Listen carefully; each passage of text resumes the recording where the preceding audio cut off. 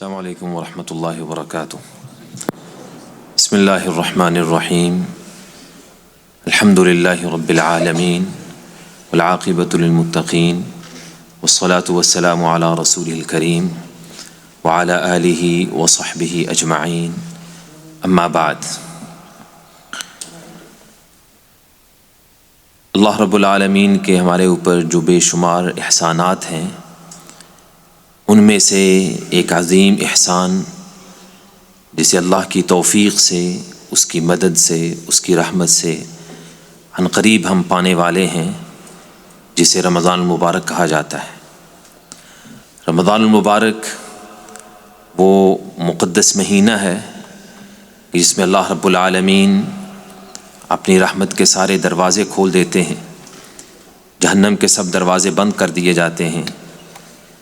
نیکیاں کرنے والے سے کہا جاتا ہے کہ اپنی نیکیوں میں اضافہ کر، اور گناہوں کے دلدادہ اور رسیہ سے کہا جاتا ہے کہ اب اپنے گناہوں میں کمی پیدا کر، اللہ کی رحمت کو پالے۔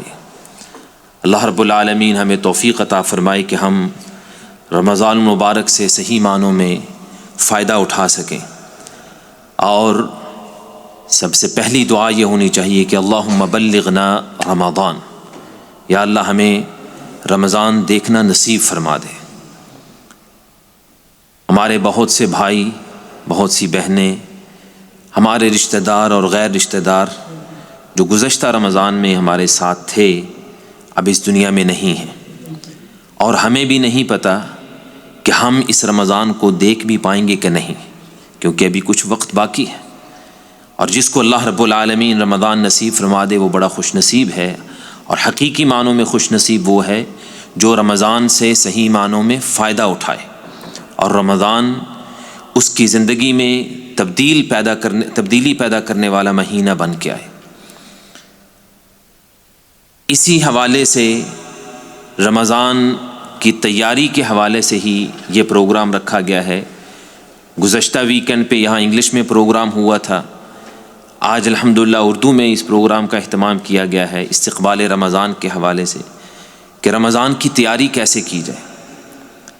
جتنی باتیں اب تک کی گئی ہیں اور جو چند گزارشات میں کروں گا، اور میرے بعد فضیلت الشیخ مولانا منیر قاسم حفظہ اللہ جو کچھ فرمائیں گے، یہ وہ ساری چیزیں ہیں، ساری باتیں ہیں جو ہم ہمیشہ سنتے ہیں، اور ان باتوں کو دہرانے کا مقصد ایک ہی ہے، اور وہ ہے تذکیر۔ ایسے اللہ رب العالمین کا فرمان ہے کہ وَذَكِّرْ فَإِنَّ الذِّكْرَىٰ تَنفَعُ الْمُؤْمِنِينَ، یاد دہانی کروائیے، کیونکہ یاد دہانی ایمانداروں کو فائدہ دیتی ہے۔ ہم انسان ہیں، بھول جاتے ہیں، بہت سی چیزیں، بہت سی باتیں ہم بھول جاتے ہیں، اور بار بار انہیں یاد کروانا پڑتا ہے۔ اسی یاد دہانی کے لیے آج کا پروگرام رکھا گیا ہے، اور اس میں جو مختلف ٹاپکس اور مختلف جو عنوانات جن پہ گفتگو ہوئی ہے یا ہو رہی ہے، ان میں سے ایک جو موضوع مجھے دیا گیا ہے وہ یہ کہ روزہ صرف بھوک کا نام نہیں ہے۔ روزہ اگر بھوک کا نام نہیں ہے تو پھر روزہ ہے کیا؟ رمضان المبارک کے مہینے میں سب سے اہم اور ضروری کام جو رمضان کی خصوصیت ہے وہ دن کے روزے ہیں، اور اس روزے کا مقصد کیا ہے؟ ہم سب روزہ رکھتے ہیں، اللہ کی توفیق سے اس رمضان میں رکھیں گے، روزے کی حالت میں بھوک بھی برداشت کرتے ہیں، پیاس بھی برداشت کرتے ہیں، تو پھر اس کا کیا مطلب ہوا کہ روزہ صرف بھوک کا نام نہیں ہے؟ روزہ پھر کس چیز کا نام ہے؟ روزے کے لیے عربی زبان میں جو لفظ ہے وہ ہے صوم، جس کا معنی ہوتا ہے رک جانا۔ اور رک جانا کس چیز سے؟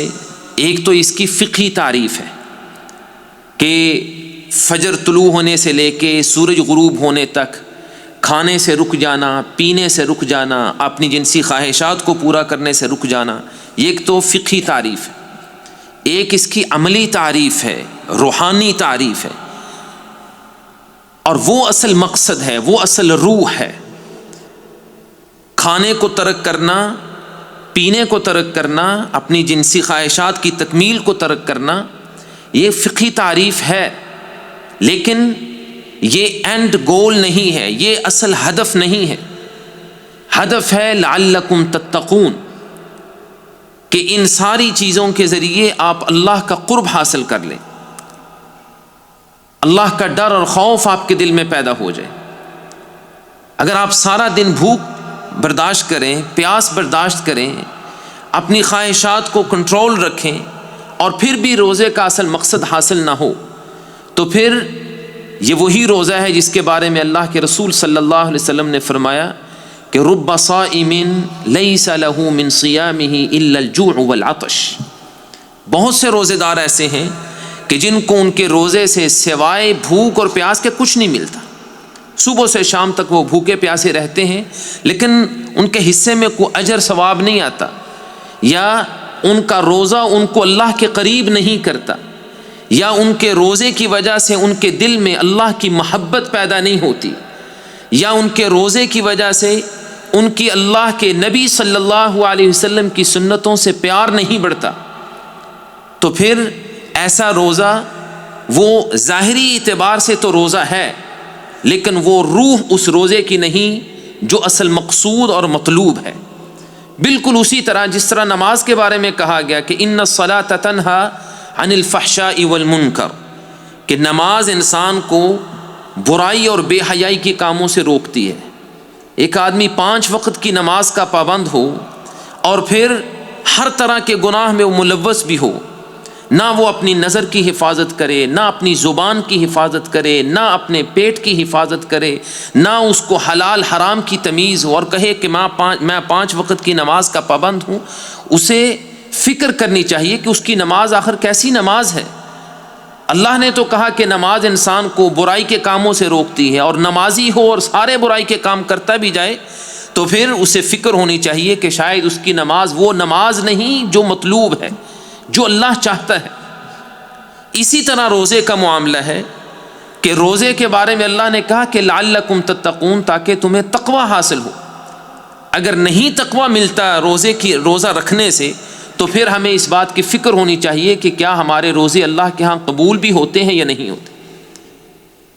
اللہ کے رسول صلی اللہ علیہ وسلم کی تعلیمات سے ہمیں جو سبق ملتا ہے روزے کی روح کو پانے کا، وہ یہ ہے کہ جب انسان روزے میں ہو تو اس کی زبان کا بھی روزہ ہے، اس کی نظر کا بھی روزہ ہے، اس کے کانوں کا بھی روزہ ہے، اس کے دماغ کا بھی روزہ ہے، اس کے دل کا بھی روزہ ہے، اس کے پورے وجود کا روزہ ہے۔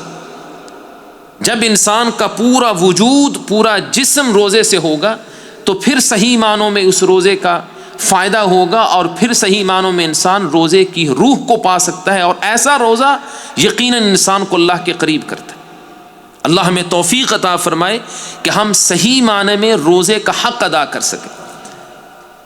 روزے کی حالت میں کیا کچھ کرنا چاہیے، اور رمضان میں ہمیں کیا کچھ کرنا چاہیے، کچھ باتیں آپ اس کے بارے میں سن چکے ہیں، اور مزید انشاءاللہ اگلے خطاب میں بیان کی جائیں گی۔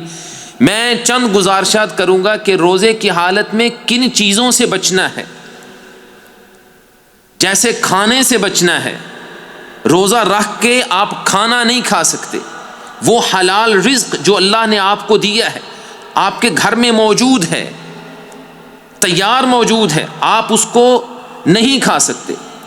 وہ پینا جو اللہ نے آپ کے لیے حلال کیا ہے، روزے کی حالت میں آپ پہ حرام ہو چکا ہے چند گھنٹوں کے لیے، جس طرح آپ پی نہیں سکتے، جس طرح آپ اپنی جنسی خواہش پوری نہیں کر سکتے، اسی طرح روزے کی حالت میں آپ نے اپنی زبان کی بھی حفاظت کرنی، زبان سے سرزد ہونے والے ہر گناہ سے بچنا ہے۔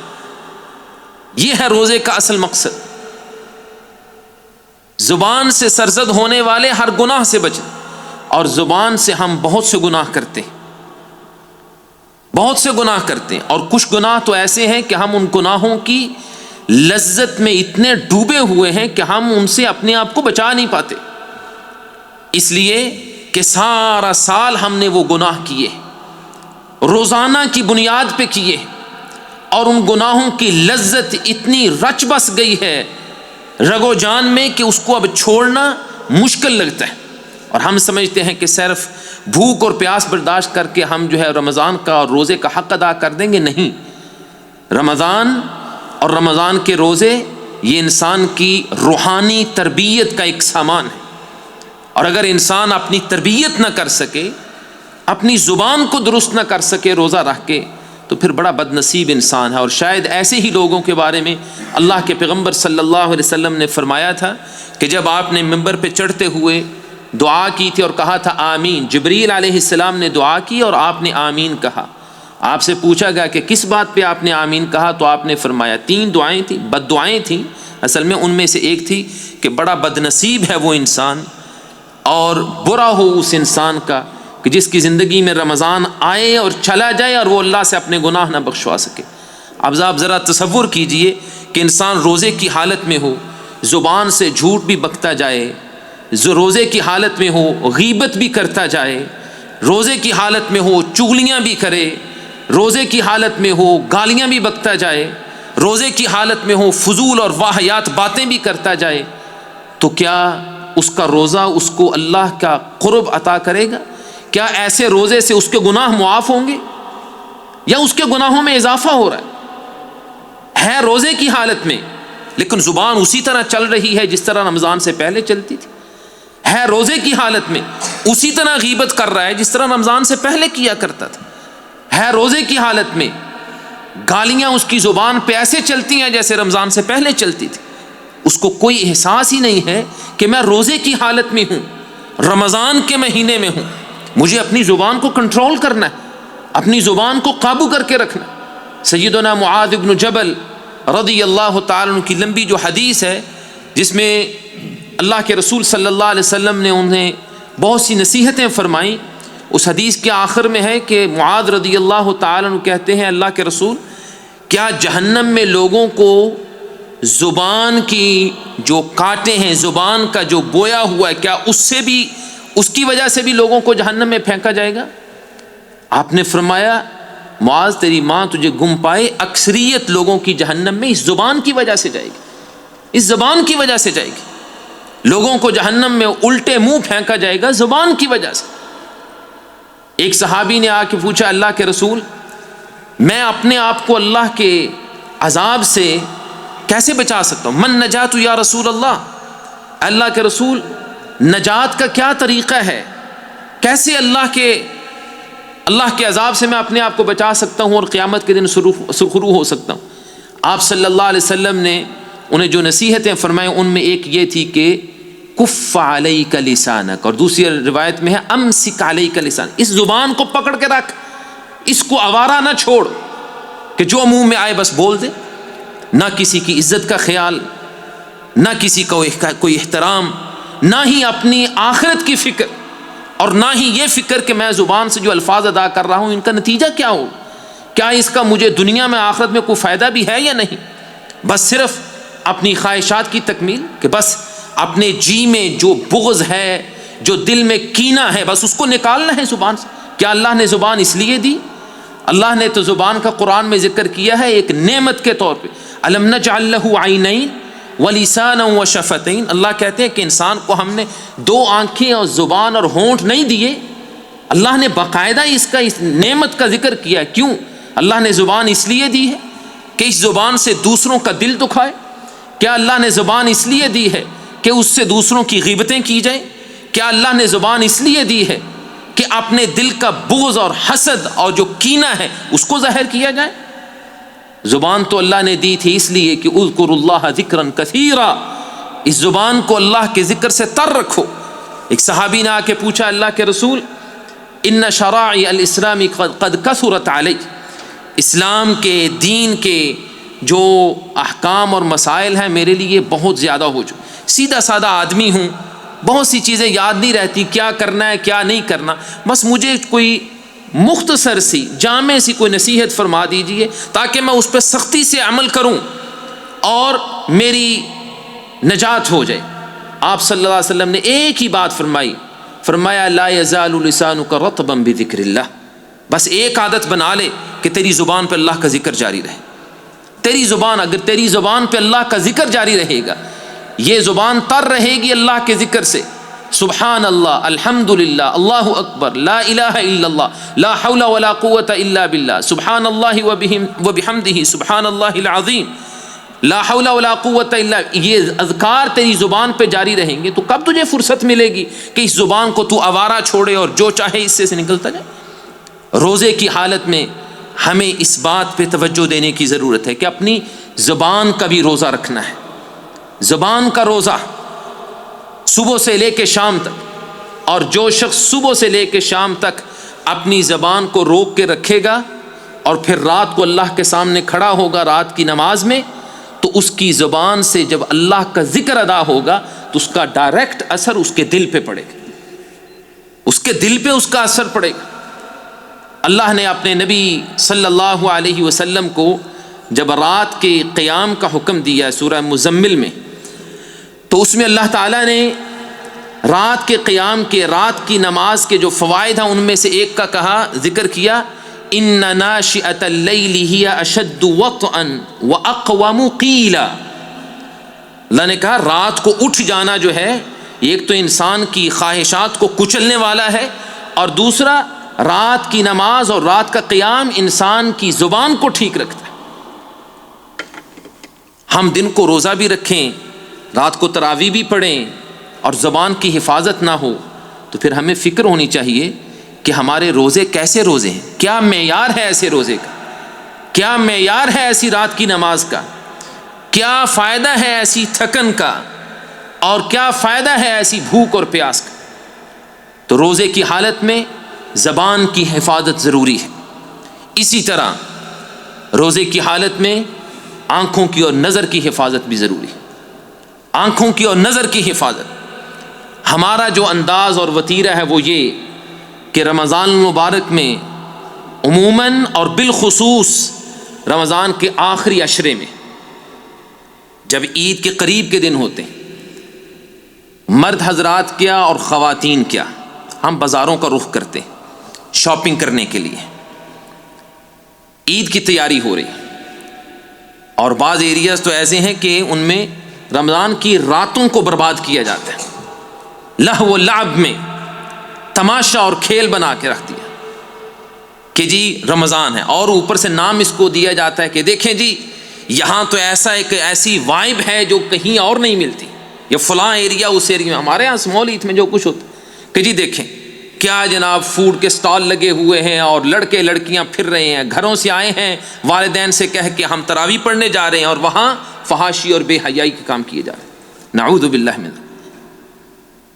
نظر کی حفاظت، آپ بازار میں جائیں گے تو آپ کس حد تک اپنی نظر کی حفاظت کر سکتے ہیں، کتنی نظر کی حفاظت کر سکتے ہیں؟ اللہ کے پیغمبر صلی اللہ علیہ وسلم کی حدیث کیا ہمیں یاد نہیں جس میں آپ نے فرمایا کہ اللہ کی زمین پہ اللہ کو سب سے محبوب جو جگہ ہیں وہ اللہ کے گھر ہیں، مسجدیں ہیں، اور سب سے بری جگہ جو ہیں وہ مارکیٹ ہیں، بازار ہیں۔ ہم بازاروں میں شوق سے جاتے ہیں، مسجد میں آنے کے لیے دل بوجھل ہو جاتا ہے۔ ہمیں اپنی ایمان کا جائزہ لینا چاہیے کہ ہم کیسے مومن ہیں کہ مسجد میں آنے کو جی نہیں چاہتا اور بازار میں گھنٹوں صرف کر دیں۔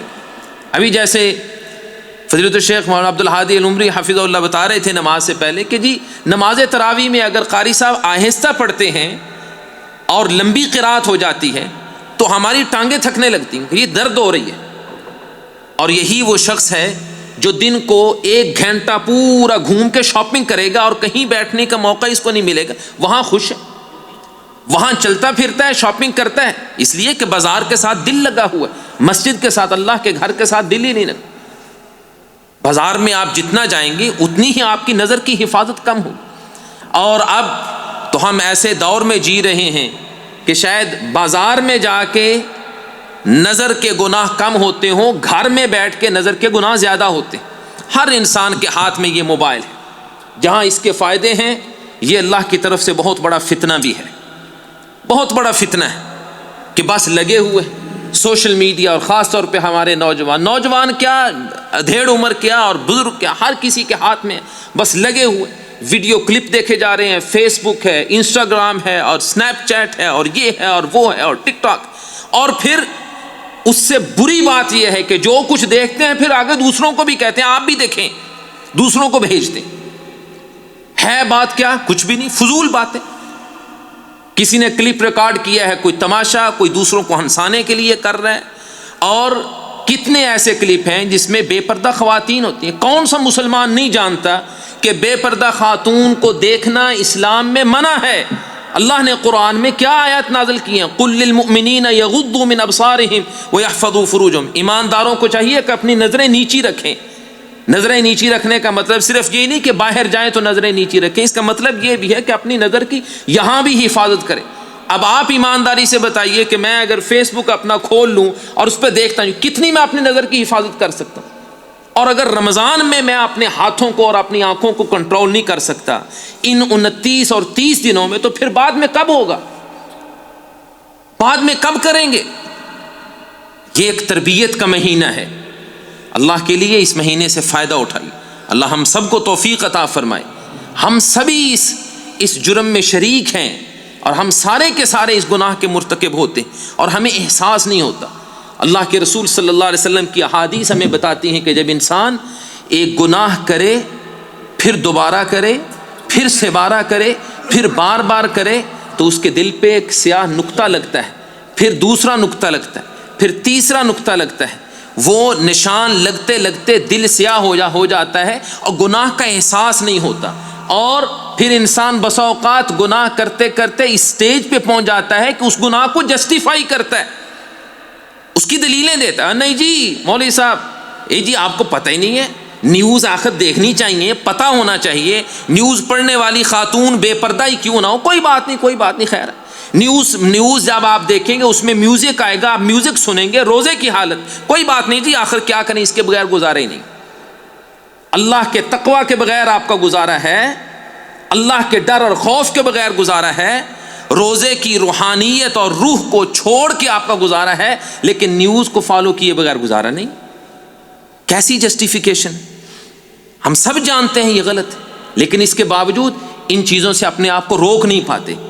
کیوں؟ اس لیے کہ ہم اس قدر ان چیزوں میں الجھ گئے ہیں اور اتنے زیادہ اس میں ہم غرق ہو چکے ہیں کہ اپنے آپ کو یہاں سے نکالنا مشکل ہے. رمضان بہترین وقت ہے اپنی تربیت کرنے کا. روزہ رکھا ہے تو اپنے آپ کو یہ یاد کروائیے، اپنے نفس کو کنٹرول کیجئے. اللہ نے قرآن میں کہا ہے کہ ان النفس لامارۃ بالسوء الا ما رحم ربی. یہ انسان کا جو نفس ہے نا، نفس، یہ انسان کو برائیوں پہ آمادہ کرتا ہے. آمادہ نہیں کرتا بلکہ امارہ ہے. امارہ کا مطلب ہے حکم دیتا ہے. نفس کہتا ہے یہ کر، یہ کر، یہ کرے گا تو مجھے تسکین ملے گی، یہ کام کر، نظر کو آوارہ چھوڑ، زبان کو آوارہ چھوڑ، ان چیزوں کو چھوڑ، تب مجھے تسکین ہوگی. الا ما رحم ربی، بس بچتا وہی ہے جس پہ اللہ کی رحمت ہو. رحمت کے مہینے میں بھی اللہ کی رحمت اگر انسان پہ نہ ہو تو پھر وہ انسان بد نصیب ہے یا نہیں. روزے کی حالت میں جن گناہوں سے بچنا ہے اور جن چیزوں کی حفاظت کرنی ہے ان میں سے انسان کے کان بھی ہیں. ان کانوں کی حفاظت، کہ ان کانوں میں کوئی آواز ایسی نہ جائے کہ جو میرے رب کو پسند نہیں ہے.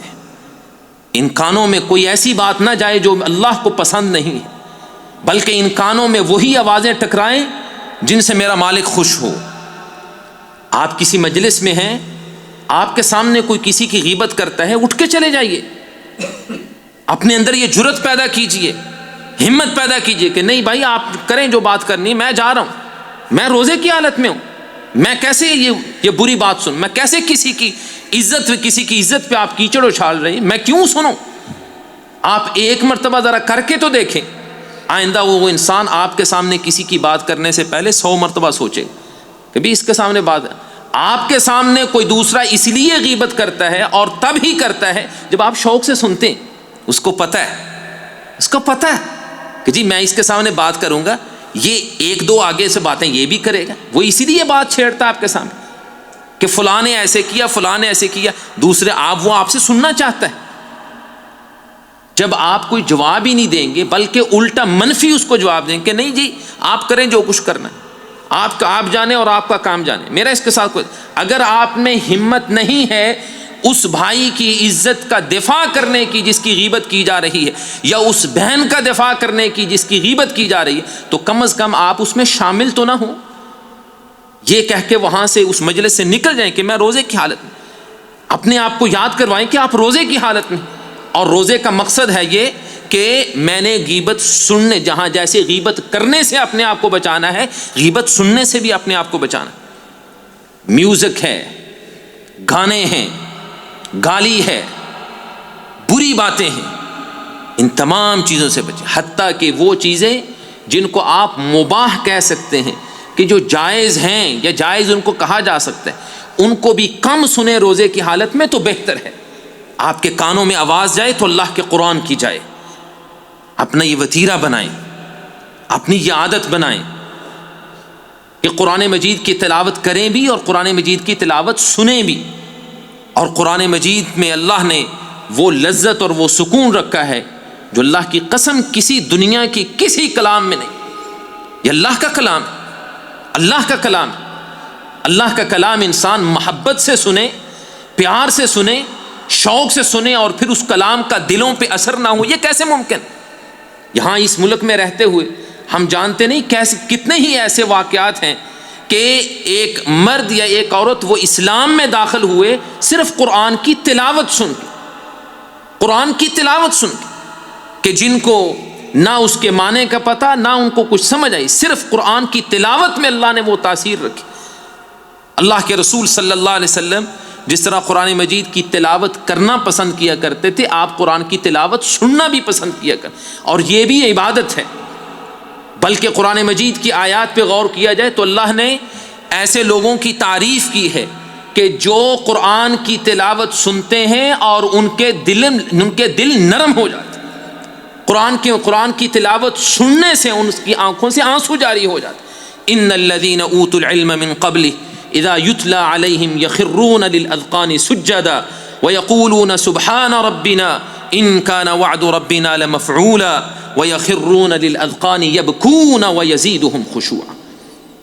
اللہ فرماتے ہیں کہ جن کو میں نے علم دیا ہے، جن کو سمجھ دی ہے قرآن کی، جب یہ آیتیں ان کے سامنے پڑھی جاتی ہیں، جب وہ تلاوت سنتے ہیں تو فرتے جذبات میں اور اللہ کی محبت میں وہ اتنا ڈوبتے ہیں کہ وہ سجدوں میں گر جاتے ہیں، روتے ہوئے، گڑ گڑاتے ہوئے۔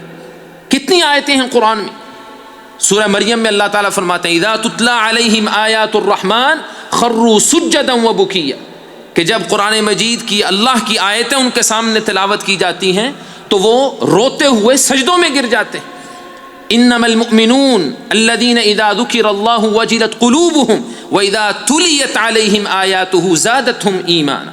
اللہ نے ایمانداروں کی یہ صفات بیان کی، ان کی خوبیاں بیان کی کہ صحیح معنوں میں ایماندار وہ ہیں کہ جب اللہ کا ذکر کیا جاتا ہے ان کے سامنے، اور جب اللہ کا ذکر کیا جاتا ہے تو ان کے دل کانپنے لگتے ہیں، اور جب اللہ کی آیتیں ان کے سامنے تلاوت کی جاتی ہیں ان کے ایمان میں اضافہ ہو جاتا ہے۔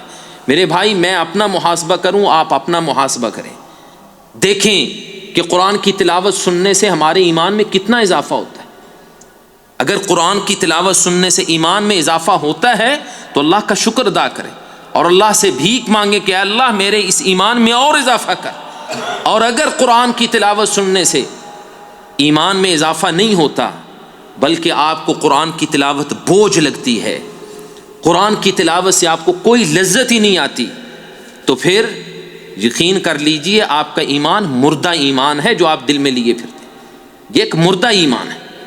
اللہ نے تو اس آیت کے بعد کہا اولئک ھم المؤمنون حقا، سچے پکے ٹھکے مومن تو وہ ہیں کہ جب قرآن کی تلاوت سنتے ہیں تو ان کے ایمان میں اضافہ ہو جاتا ہے۔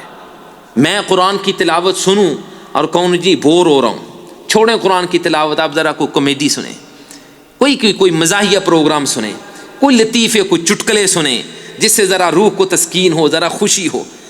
اگر میری یہ حالت ہے تو پھر مجھے اپنے ایمان کی فکر کرنی چاہیے کہ میں کیسا مومن۔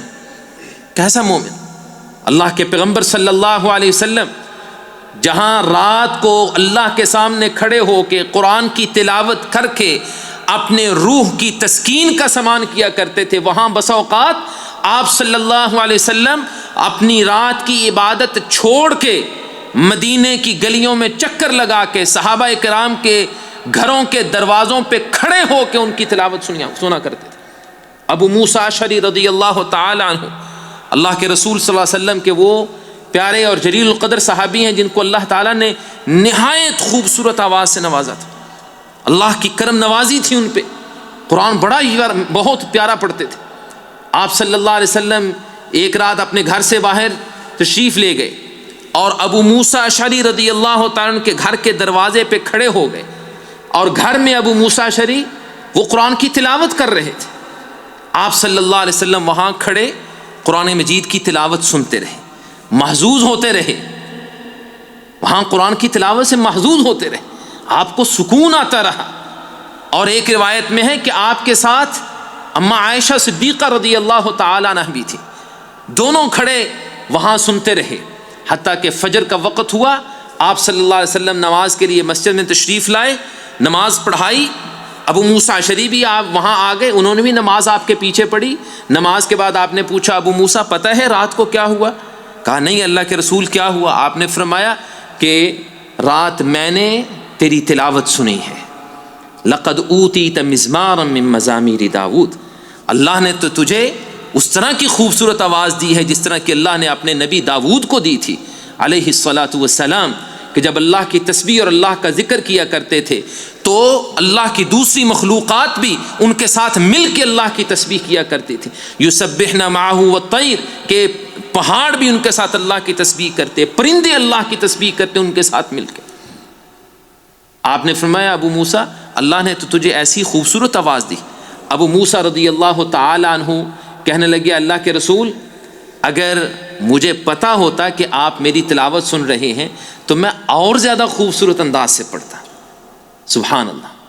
ابی بن کعب رضی اللہ تعالی عنہ کے پاس اللہ کے رسول جا کے کہتے ہیں ابی اللہ نے مجھے حکم دیا ہے کہ میں تجھے قرآن سناؤں، اقرأ علیک القرآن، میں تجھ پہ قرآن پڑھوں۔ ابی بن کعب رضی اللہ تعالی عنہ کہنے لگے اللہ سمانی، اللہ نے میرا نام لیا ہے؟